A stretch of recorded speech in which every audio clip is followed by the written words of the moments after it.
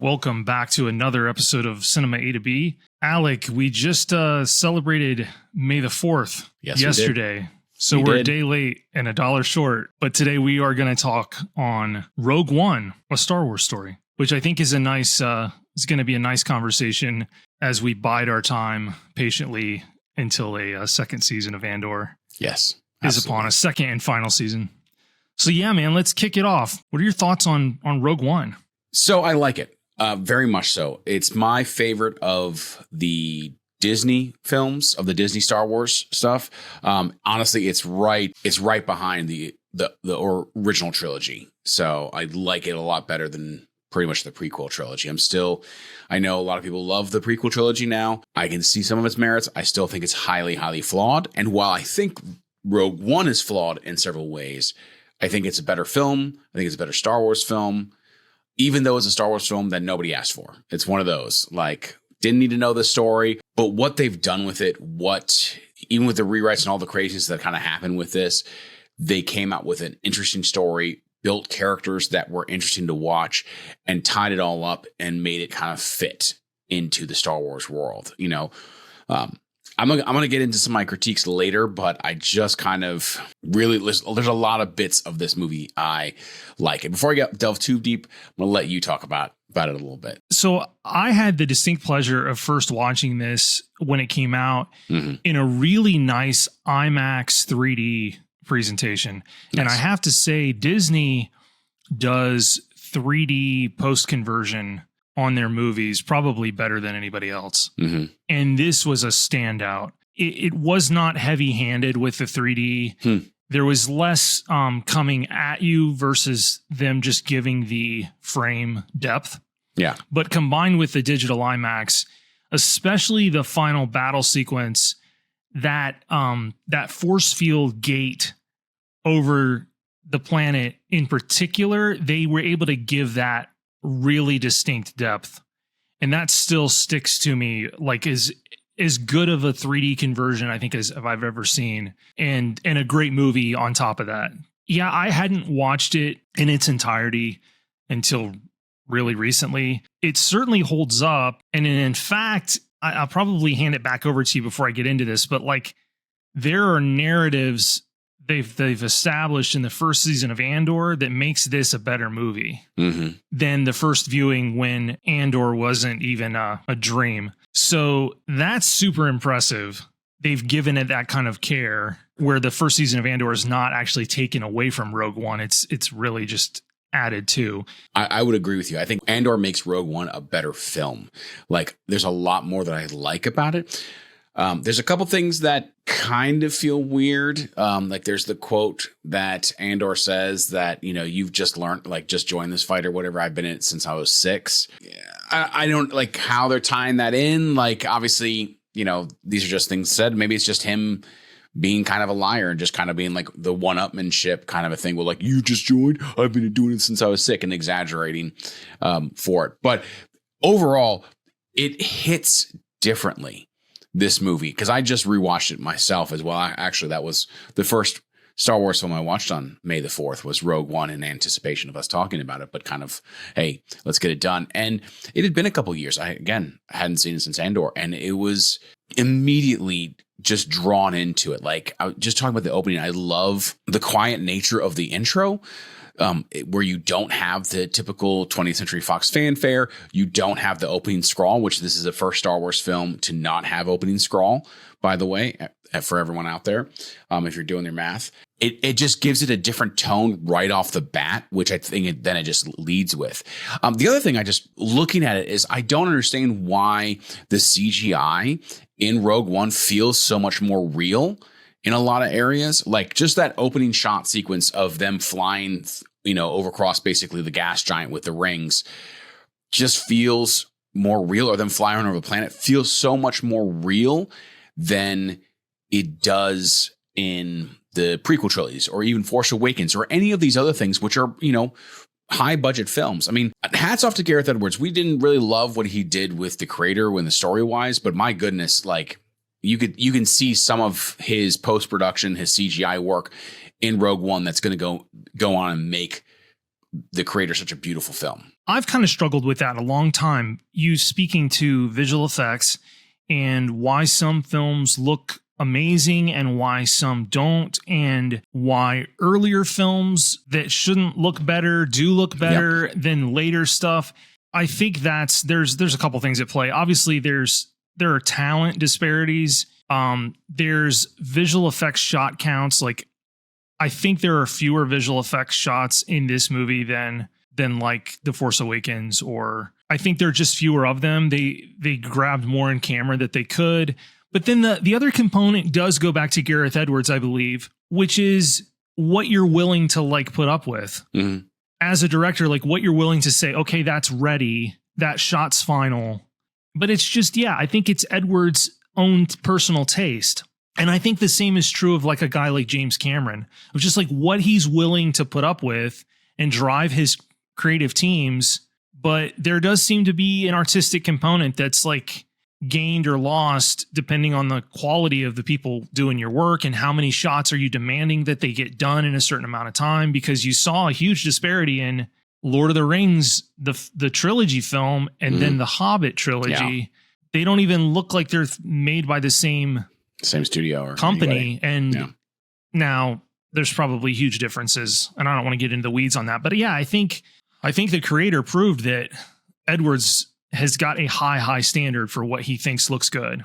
Yeah. When it comes to VFX. I mean, the creator's absolutely beautiful. We talked about, just the story wasn't there. So, but luckily the story was here for this one. So, I mean, and you even have some great dialogue right off the bat. Like I was noticing as I was kind of talking about when Krennic is talking to Galen Erso, and Galen says, "You're confusing peace with terror."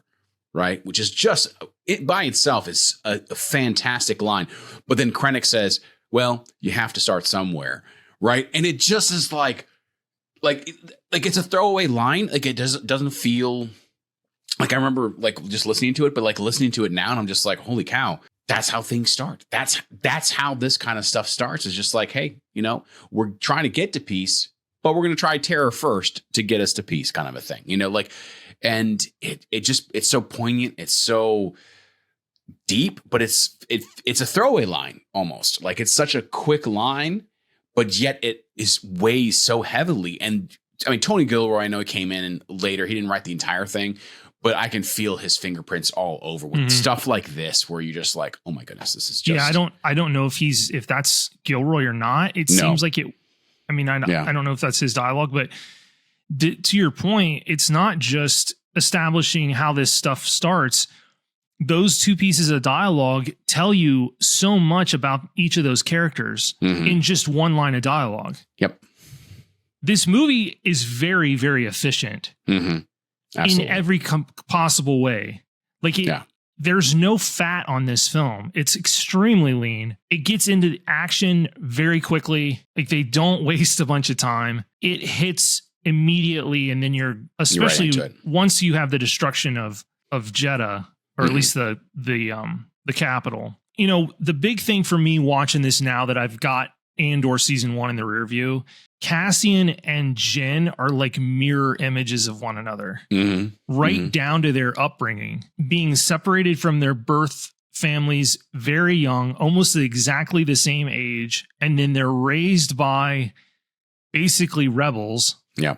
And you don't get that the first time you saw, there is no Andor. So it's just like you have no backstory for Cassian the first viewing of Rogue One, and now you do, and it's like, holy smokes. They're yin and yang. Like, I was gonna say, and even so much so, you can kind of see Jyn is what Andor would have become had he not gotten in with Luthen. Like, had he not had that, last episode talk with Luthen and bring me in or kill me, you're getting Jyn. You basically, because just on the run, getting in trouble, all that kind of stuff. That very much like, her line of it doesn't matter if you don't look up, or whatever. It's just like, if you don't look up, like there's a, Star Destroyers in the sky above you, like doesn't matter if you don't look up. Like that was Andor at the beginning of Andor. Like, I mean, up until he was basically imprisoned, like that's kind of how he felt. It was just like, I'm just minding my own business. Like, and you kind of can see that, like you said, yin and yang. It's like that perfect kind of balance between the two. Yeah, so like every subsequent scene with them together interacting has more gravity to the whole situation now that you've got his backstory and how similar they really are.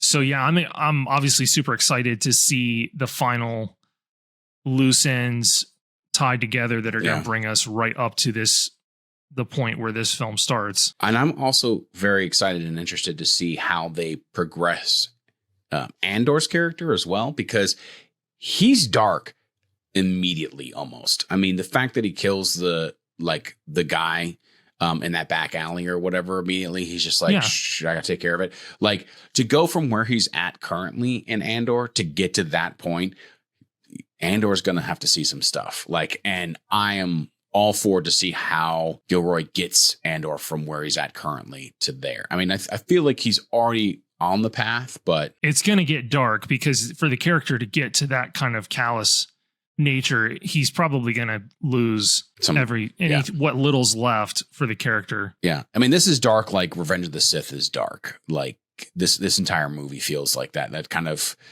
very palpable kind of, not depression is not the right word, but just kind of this cloudy nature of this film of just kind of oppressive, pressing down on you. Yeah. Which is really cool. Like, I like it.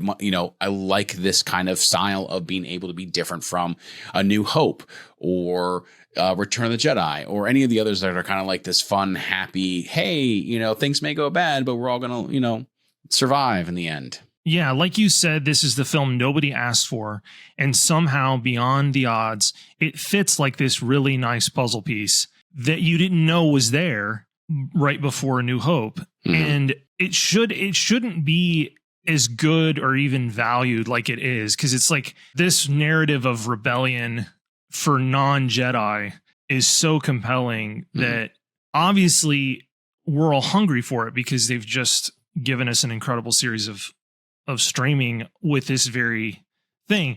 And I'm incredulous that Disney feels the need to continue to pump out Jedi stuff that just clearly isn't as good. And I'll give the Acolyte a chance. I still haven't seen Ahsoka. I'm not hungry for that material. I feel like that's what the prequel trilogy and the original trilogy are for. I don't find the Jedi that compelling anymore. Absolutely not. Well, and the original trilogy, while Luke is obviously on his way to becoming a Jedi, there's majority of the three films are following characters who aren't Jedi, and the whole Jedi and all that stuff is a very small part. It's just kind of that hero's journey of Luke finding his power to overcome his father, kind of a thing. But it makes it more special because it's got a mystique to it, right? There's not, he's the only one, they're all dead. Like, and so now they're trying to run the opposite of that. I'm sure there's an audience for it. Mm-hmm. And there's a lot of people like that kind of stuff. And I do too, man. I enjoy it. I watched Ahsoka and I've watched most of everything, but I remember saying specifically when I walked out of Rogue One the first time from the theater, just going, I really loved the gritty. It feels like a war film. And that's what I love. It's like, I don't need a Star Wars film. I need a war film, or I need a suspense film, or I need a heist film done in the Star Wars realm. Like, again, much like we talk about, like with a lot of the movies and in Andor and some of those things, you can pull the basics of the story out and you can put it in different times where different authoritarian governments are taking over and they're kind of building this rebellion and that kind of stuff. The basics of the story are still there. And so this very gritty kind of this dark hopelessness feel of everything, especially when they're in Jeddah and everyone, like the Empire is so powerful there. It brings something different. I love that war film aspect of it. Well, and that was why Gilroy was brought in by Disney, because the original edit and structure was even more of a war film than what we got. Oh. And they thought it was too much. All the rewrites and the reshoots were to tone all that back and make it more of a Star Wars movie. They felt like it was too much of a departure. So I don't know what that movie would have looked and felt like, but it was, my guess is it was darker, more violent, probably less. I don't even know if the stuff with Donnie Yen was even in it originally, where, he's kind of this force sensitive, the guardian of the wills. Yeah. I don't know if that was in there or not, but yeah, the original I do remember reading that the original film, rough cut, whatever, was like super heavy-handed war film, and I was pumped. I was like, that's what I want, because that's what I wanted Attack of the Clones to be. Was a gritty, down in the dirt, down in the trenches, like desert war film. Like if they would have made Attack of the Clones like North Africa, circa 1942, 43. Yeah. I think it would have been incredible. So they definitely got on the right track, but yeah, it was toned down. Yeah. So I really enjoy that this is not about Jedi. That's one of my favorite parts about this film, is that it's not really about Jedi. It's about the rebels and so many of the other people who make up the rebellion that don't have access to the Force and what they're doing to stop the Empire. And like, so that like, that's interesting. These little smaller story, that's not a smaller story, but these more compact stories that are not as galaxy spreaded, not as let's include everybody or like just this one family, the Skywalker family or whatever. Like I like this. I want more of this kind of thing. I do want to speak to a few of the maybe the weaknesses of the movie. There's definitely a lot. Yeah, there is. I'm not a huge, I'll be honest. I'm not a huge fan of the character of Saw Gerrera. I like Forrest Whitaker, but I just, the character is not very interesting to me. I mean, I understand he's kind of in some ways a mirror precursor to Anakin as far as the mechanized nature to him, but he's not very interesting. And then there are instances where the CGI of Tarkin works, but most of the time it doesn't. And I wish they'd had the discipline, I guess, to stick with the framing and instances where it really was convincing, and just that's the only ways you would have seen him. Mm-hmm. So when he's further away, it looks really good. When he's reflected in the window pane of whatever ship they're on, it looks really pretty convincing. But when it gets into the close-up, it starts to fall apart. And then obviously I have the same complaint with Leia at the end. Yeah. And honestly, all they needed to do was just put someone who was her height in that outfit, kept her turned around. You didn't even have her turn around. We all know who it is. Just use her voice over, like they don't even have to try to mimic it or whatever. Just pull it from episode 4, and just say Hope, call it a day, and it works. It's perfect. Like, well, and then now you have VFX artists that have jumped on YouTube that have ran a more advanced deepfake technology that have fixed both those shots. I mean, they also did it where they fixed Luke in Mandalorian season 2 and got a more convincing young Hamilton. Yeah. So it can be done. They're not going to go back and fix it, which I wish they would. I mean, this stuff's on streaming. Like, spend the money, freaking fix it. Well, so now this is always my question is, so with, Tarkin coming back, who's getting paid for that? Like, outside of the person, obviously who is in the stand-in, but like, are any of his family? His estate, yes. His estate has to sign off, just like Carrie Fisher's estate had to sign off. Yes. Anytime that happens when someone's deceased, their estate has to sign off on usage. Yeah. And that was, this was kind of a big hot button issue with the Writers Guild and well, not the Writers Guild, the actors, SAG strikes, was the studios just wanted to pay people like $500 or $1,000 or whatever, scan you in, and then have the right to reproduce you basically in perpetuity. Obviously that is not going to happen now.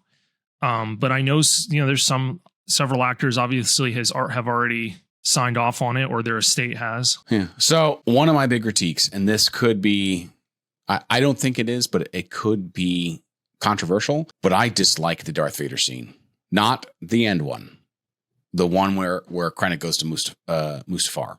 And there's so much there. I do too. It's just dumb. It's unnecessary. Like, you can get it across other different ways. Like, I understand it's funny to do a dad joke, but it feels a little too on the nose. And I'm sorry, I love James Earl Jones, but his voice is definitely getting older, and it doesn't feel like the same from episode 4. And I'm like, if you wipe out all of Vader's appearances, because he appears obviously in the Mustafar scene, he appears on the Star Destroyer and says, prepare a landing, boarding party or whatever, stuff like that. Take those two scenes out. Don't have him show up at all. The only time he shows up is in the final. Would have hit so hard. It would have been so much better because you wouldn't have been expecting him. You were like, well, Vader's not in this or whatever. And all of a sudden he's there, which, by the way, let's talk about that real quick. I love the fact like Anakin or Vader at this point is so like a theater kid, because if you remember, like it's all pitch dark or whatever. Everywhere else, his chest plate lights up to keep him alive, right? Because like it's the breathing and stuff like that. So he turned it off so he could go full dark. So basically, he's killing himself. He's like basically holding his breath so he could have this moment of just the lightsaber turned on, and then he could kill everybody. Like that's like just make it as theatrical as possible. Okay, Anakin. All right. I mean, it tracks. It tracks. It does track. Totally tracks. No, you're right. James Earl Jones' voice has aged quite a bit, actually.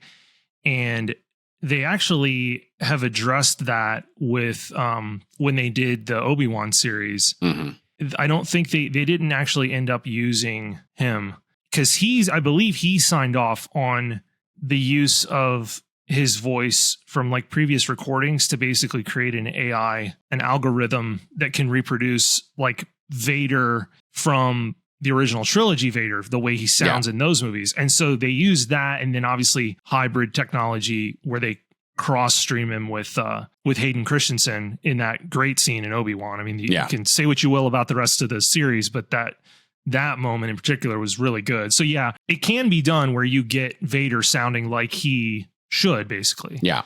That's the challenge of making these films, 40 years apart or whatever it is. Like, I mean, these are the things you have to overcome. But no, so that the Mustafar scene, especially, and also because of the fact that he's got royal guards now. Like, when did that happen? Like, no, I'm sorry, Vader doesn't need royal guards. Like, no, he doesn't. So I was a little. Again, these are nitpicky things as a Star Wars nerd that I am. That I was like, no, not on board. Thank you very much. Also, like we talked about things. I'm going to go on my critiques. Sorry, there were several. We're talking about things that looked better in the past that don't look as good now. I'm going to tell you, the Mon Calamari, Admiral Raddick or whatever, does not look nearly as good as Admiral Akbar.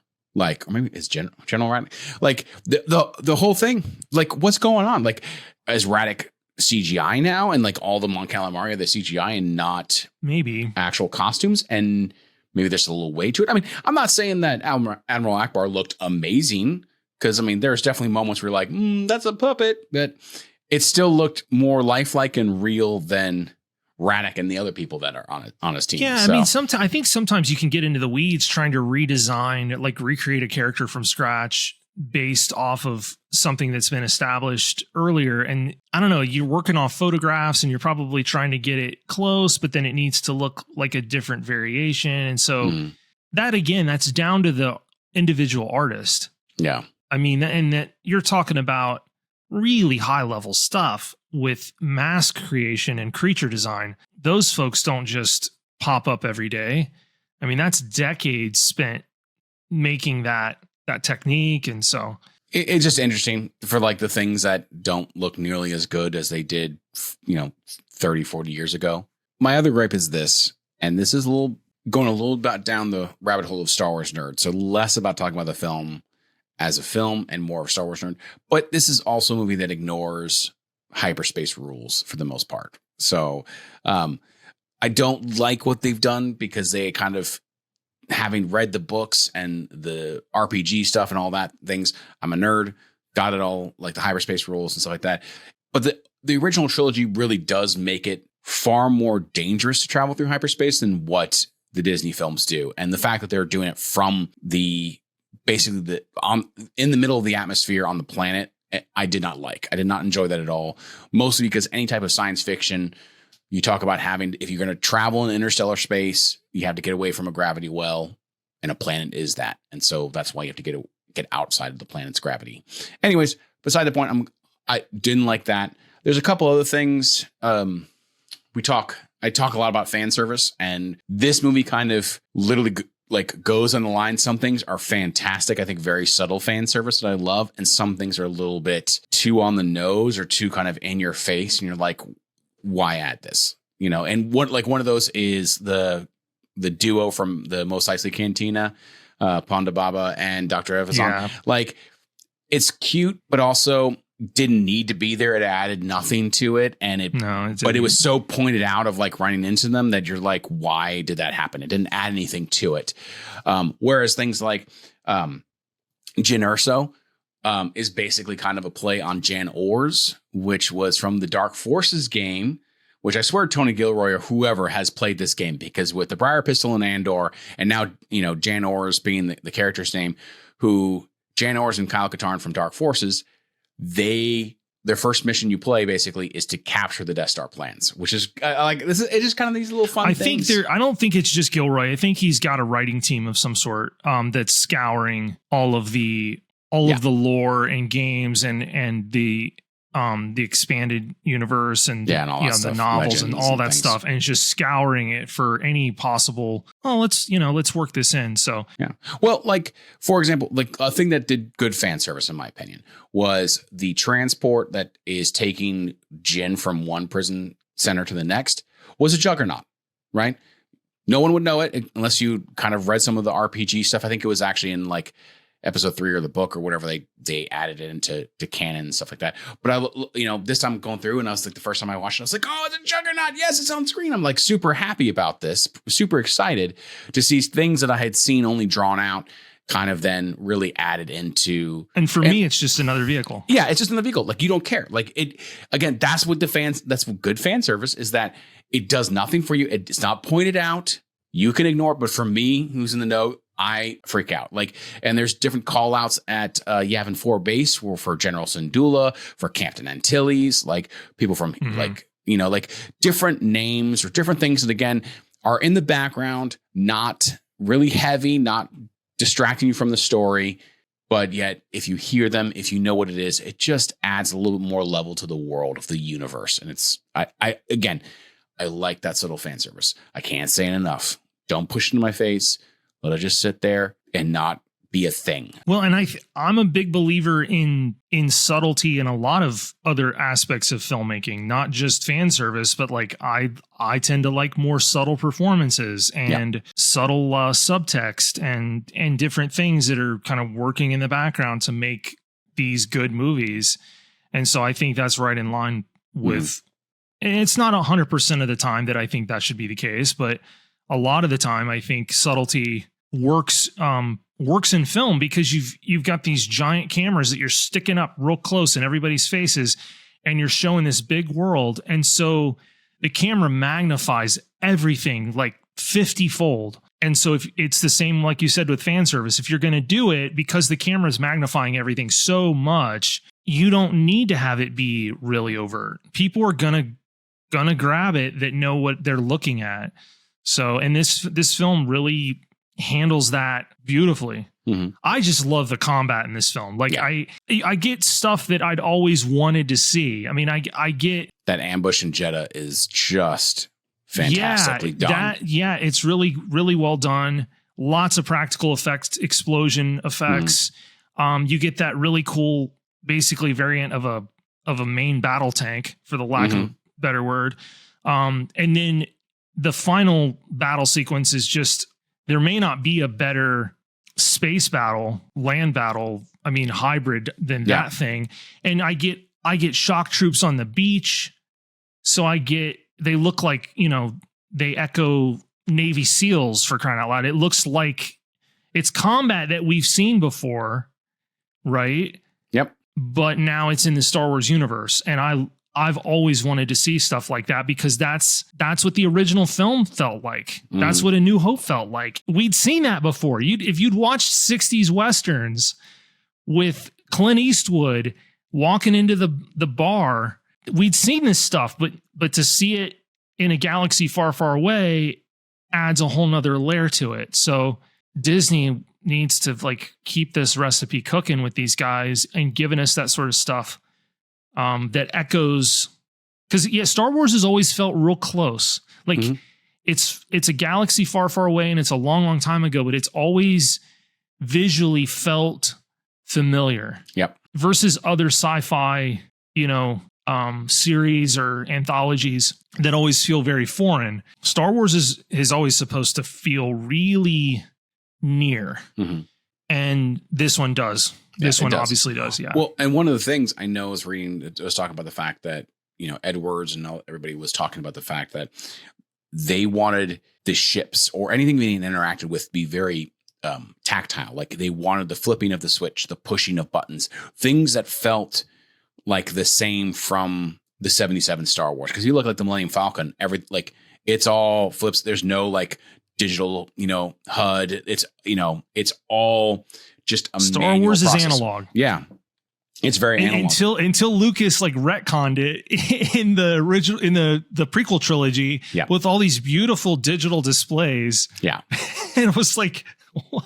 It's like how what happened? I mean, I understand like when the Empire took over, like some R&D and other things maybe changed to just military stuff and less about, the for stuff, but like for things to go backward that fast, I don't know. But yeah, no, you were talking about like the analog nature. There's a scene pretty early on where Cassian's getting some sort of message like over a radio system, but he's like interacting with these weird knobs, and it looks like plumbing pipe coming out of the ship, like the side of the ship. And then these little eye hole thing he's like looking through, and he's got this weird headset on, and the headset was even like an amalgamation of like an old school. It almost looked like an old school, like mic jack was the side of the earpiece. And you could tell they'd cobbled, somebody had cobbled that together in a workshop for it to be Cassian's headset. And it was wonderful. Because it's absolutely great.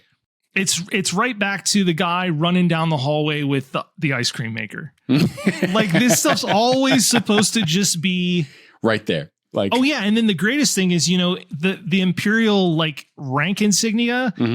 Those are just like, it's either gum or like a medication pack, like a foil pack is what those are. That's awesome. Or what they originally were. I think they've been recreated with just plastic I'm sure. But in the original films, it was just some sort of foil pack thing that they like stapled to those uniforms. But it's like, it makes sense. It's cool looking. What? Yeah. Hey, I mean, that's what you do. You use, I mean, like the Millennium Falcon or something else was basically based off of one of the lampposts outside ILM or whatever they were using. Like they just pulled all these different things. It's a lot of fun. So yeah. So the acting in this film is also fantastic. Like Felicity Jones just kills it as Jyn Erso. The entire time she holds this film down. She hits the right beats, the emotional beats.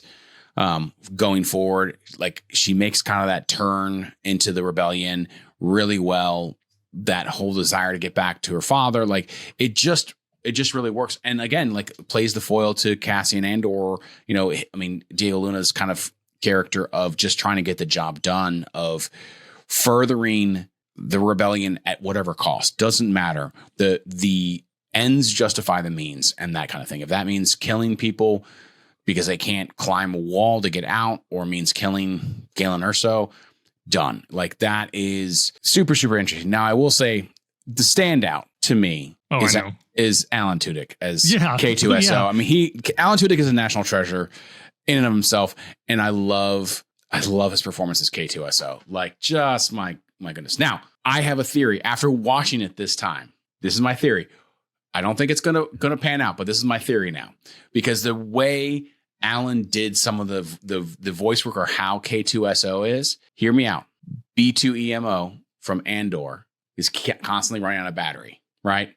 Can't keep up, can't do stuff. What if in Andor season 2, much like in Solo, where they take the droid and put the droid's mind into Millennium Falcon, what if B2 gets inputted into K2SO? That sounds like a really viable theory. Because there's moments really sounds viable. I mean, that makes a lot of sense.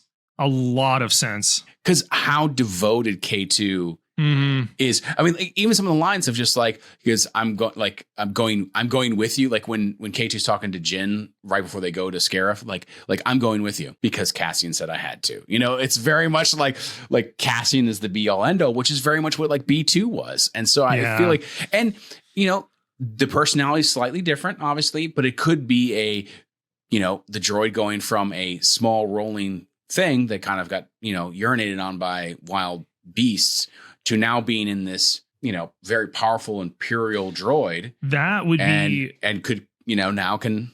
I'm almost going to be disappointed if this doesn't come to fruition. If they don't end up doing that, and I will say it'll be kind of a missed opportunity. But so I stopped the movie when there was a couple moments, like right after you meet K2SO, and there's a couple moments that he's talking with Andor, and I just stop him and I look at Laura and I just go, "This is my theory. I have a theory," and I was like, I'm the first person to have it. I'm not the first person to have it. It's all over the internet. So, that goes without saying. Of course, I'm not that brilliant, but at least I can be like, I thought of it before I read it on the internet. But absolutely. If it's not, I'm going to be also disappointed because I think it's a brilliant move. I think so too. No, Tudyk's fantastic, and obviously he's working from a really good script. The dialogue and the whole exchange right from the get-go between him and Jen is just absolutely hysterical. Like, you're being rescued. Just pile drives her right down into the ground. There's just Tudyk is just nails it. I mean, he is absolutely hilarious. I was very sad that he wasn't in Andor season 1. So that K2. Whether your theory's true or not, that character's certainly going to be back in season the final and second season. So we have a lot to look forward to with that. They're going to need the levity of that character because my prediction's that second season of Andor is just going to be dark, which is good. So, and I like that. That's what I'm going for. Like, give me that darkness. Drag me to where the point of where Diego's character Andor has to be here. Like I'm interested. But so I love that they brought back so many people. Like obviously Jimmy Smits as Bail Organa. Like really glad they brought him back. Obviously they brought in, her name escapes me, who plays Mon Mothma. Oh yeah. Because she was Mon Mothma in episode 3. They brought her back for this, but then of course, like has a smaller role here, but then just absolutely destroys it and kills it in Andor. And there's a lot more appreciation for her in Rogue One after seeing her in Andor, seeing how good of chops that she can have. So it's just interesting. I mean, everyone else, Forrest Whitaker's fine, does a good job. Riz Ahmed does a great job as Bodhi, the Imperial pilot. Like, I mean, there's not a bad performance here. Like even Ben Mendelsohn as the bad guy doesn't play it to doesn't overplay his ambition or overplay the villain. Like a very believable kind of like he's working for a bureaucracy and he's trying to move up. And so he's going to crap on the little guy and position himself into, a power play to, keep the Death Star as his and get the Emperor's favor and maybe move up and do something else. Yeah. I wonder if we'll see him in season 2. Oh, that'd be interesting. Heck, he did a Marvel TV show, so why not do a Star Wars TV show? Yeah, I mean he's a tremendous actor. He's gotten a little bit typecast, a little bit into that, but he's good actor for sure. Yeah, he might be getting a cameo from old. Matt Nicholson. Yeah, as Galen Erson. They might convince Mads to cameo in it for at least one episode just to tie loose ends, but. Mm-hmm. I'd be interested to see what they what they would do with it, like where they build his character. It just depends how closely they feel like they need to weave it, and like in reality, all it has to do is just butt up against it. It doesn't necessarily you don't necessarily have to start pulling in all these characters that show up in Rogue One to make it make sense. Yeah. Like now you got questions on like. I think we know the ultimate fate of Luthen, but the question is like, how does it happen? Like that, a lot of this is how do these things transpire? Credit to them for making me interested in wondering how it happens, even though I ultimately know probably who makes it and who doesn't. So kind of going back to some things.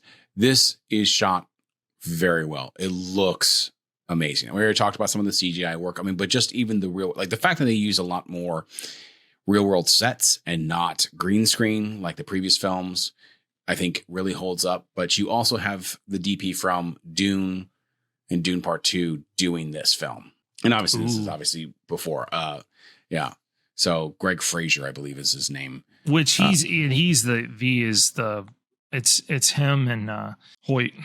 Yeah. Or the kind of the two it guys. Obviously Deakins is still working, but as far as quote unquote younger guys, and by youngers would probably mean, I think 40s, Hoyt might be closer to 50. Those are the two top directors of photography working in Hollywood right now. Mm-hmm.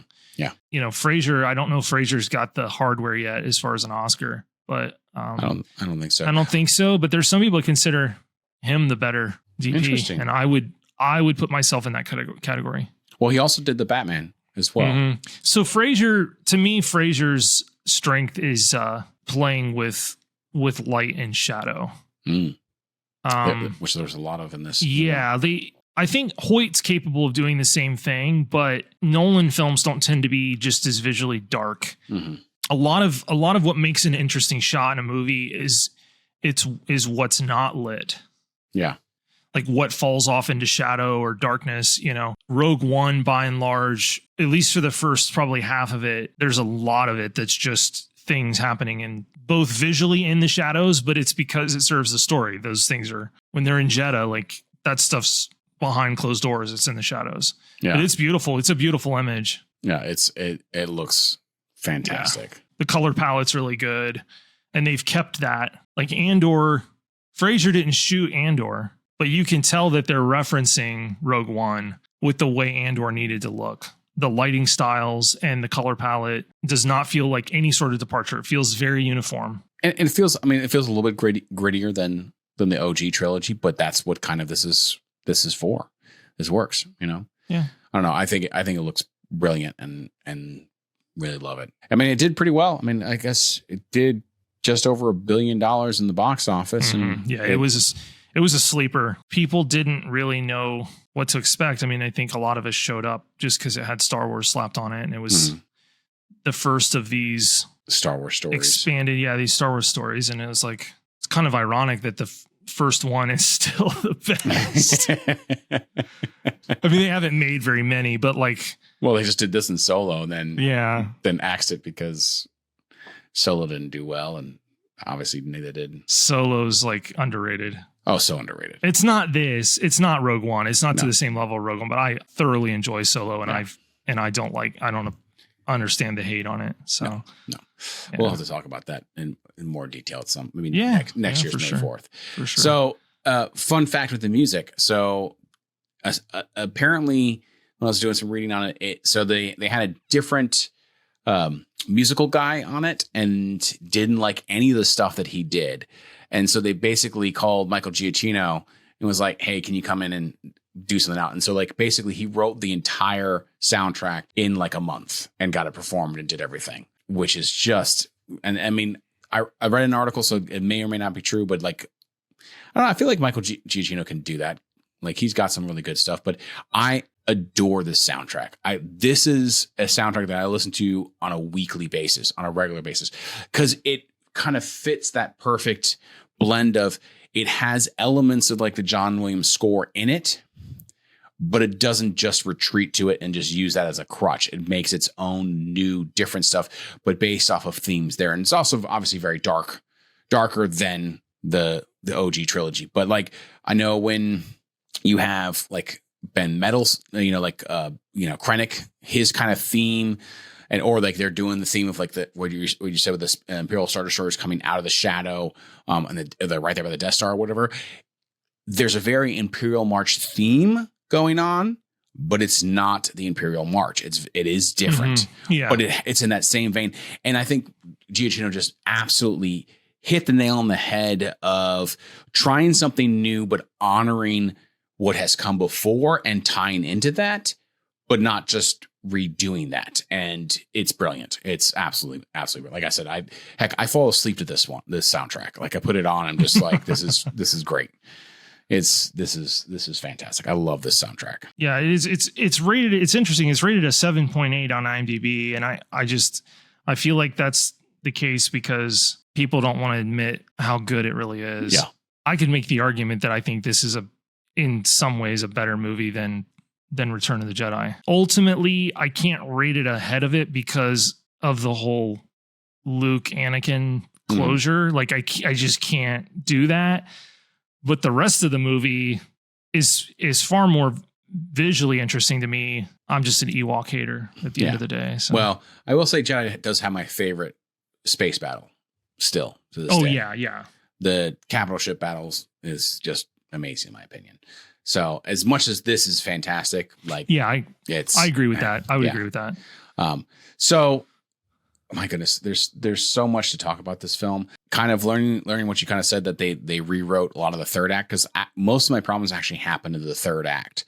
Of like, I really love the grittiness of it, but then the third act starts to feel much more like a regular Star Wars film, and it loses me a little bit, where I'm like, oh, I wish it kept up with this gritty nature.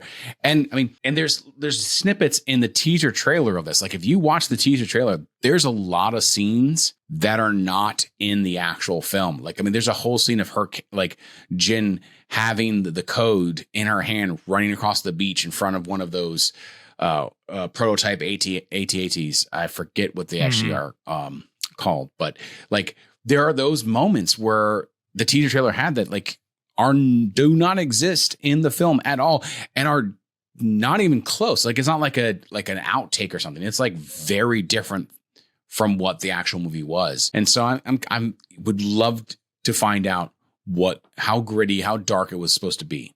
Because I know Solo, they changed it because they felt it was too funny and not Star Warsy enough. But the fact that this was too dark, I'm all for it. I'd be very interested in knowing about it. Yeah, they've had certainly their share of deviating, like course correcting, and not trusting the original directors to with their vision. They just they get 75% of the way there, and then Kathleen Kennedy storms in and just hits everybody on the hands with a ruler, and it's a mess. Yeah. It's a mess. It's not in a good state. So take risks.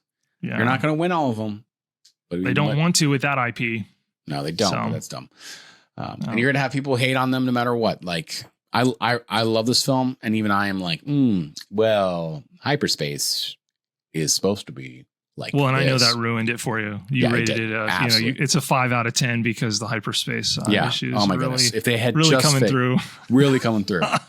So, but... Well, I think we're coming up on like 55 minutes on this, so I'm gonna probably have to cut you off at some point. Yeah, we could probably keep going, but we could. Well, thank you all so much for listening to us and me ramble on all my Star Wars nerddoms. These come out every Monday, so you can get them on YouTube or you can get them to wherever you get your podcasts. We really thank you for listening. Really appreciate you joining us for this episode, and we hope to see you next week for our next episode. Take care, everybody.